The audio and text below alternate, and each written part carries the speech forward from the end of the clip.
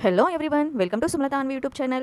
ఈరోజు మనం అలంకారాల్లో చేకాను ప్రాస అలంకారం గురించి నేర్చుకుందాం. చేకులు అనగా పండితులు, జంట అని అర్థం. చేకులు అంటే అర్థం పండితులు మరియు జంట. దీని యొక్క నిర్వచనం: అర్ధభేదంతో కూడిన హల్లుల జంట వెంటనే రావడాన్ని చేకాను ప్రాస అలంకారం అంటాం. ఏంటిది? అర్ధభేదంతో కూడిన హల్లుల జంట అనేది వెంటనే రావడం చేకాను ప్రాస అలంకారం అవుతుంది. రెండు హల్లులు మాత్రమే అర్ధభేదంతో జంటగా రావాలి. దీంట్లో ఏంటివి? రెండు హల్లులు మాత్రమే అర్ధభేదంతో జంటగా రావాలి. ఆ జంటలలో అచ్చులు వేరైనా పర్వాలేదు, కానీ హల్లులు సమానంగా ఉండాలి. ఉదాహరణ చూసుకున్నట్లయితే, నీటిలో పడిన తేలు తేలుతుంది. చూడండి ఫ్రెండ్స్, ఇక్కడ తేలు ఇవి రెండు కూడా జంట పదాలు. తేలు వెంటనే వస్తున్నాయి. అలాగే ఇవి తేలు అంటే ఏంటిది? ఒక జీవి. తేలుతుంది అంటే నీటిలో పైకి తేలుతుంది అని అర్థం. ఈ విధంగా అర్ధభేదంతో కూడిన హల్లుల జంట అనేది వెంటనే రావడాన్ని ఏమంటాం? చేకాను ప్రాస అలంకారం అంటాం. అంటే ఈ వాక్యం అనేది చేకాను ప్రాస అలంకారానికి ఉదాహరణ. నెక్స్ట్ ఫ్రెండ్స్, అరటి తొక్క రాదు.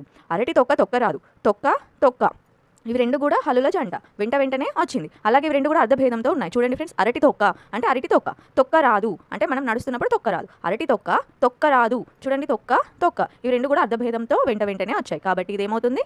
చేకాను ప్రాస అలంకారం. నిప్పులో పడితే కాలుతుంది. ఓకేనా ఫ్రెండ్స్? ఇవన్నీ కూడా మనకు చేకాను ప్రాస అలంకారం యొక్క ఉదాహరణ. Okay friends, thank you.